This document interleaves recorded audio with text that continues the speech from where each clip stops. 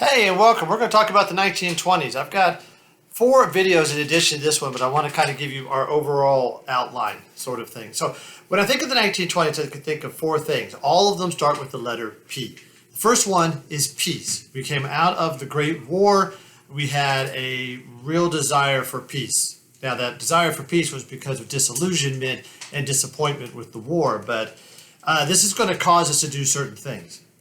The 1920s are known as a time of prosperity, and while that prosperity, our second P, was not shared equally by everybody, the 1920s was a time where, at least looking on the surface, things seemed to be very prosperous.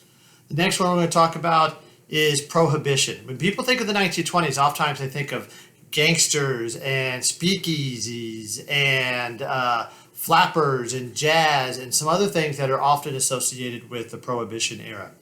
And then our last P, the last one we're going to talk about, is prejudice. The 1920s, because of the Great War, because of the revolution in Russia, is going to see a huge spike in prejudice.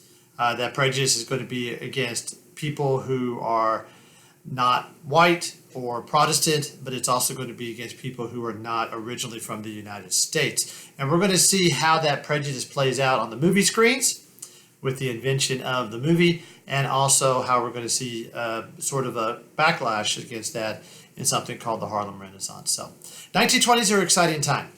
I have to tell you, I personally really like the 1920s because when I look at the 1920s, I see a lot of things that remind me of the 2020s. I don't know what the next decade is going to be like, but when I look at the last decade, the 2010s, I see a lot of reflections and a lot of similarities to the 1920s. And so this is a really exciting time period for me personally, but it's also, I think, a very educational time period as we start looking at where are we going as a country, but also as individuals. So look forward to this week, and I hope you do too. Until then, I'll talk to you later.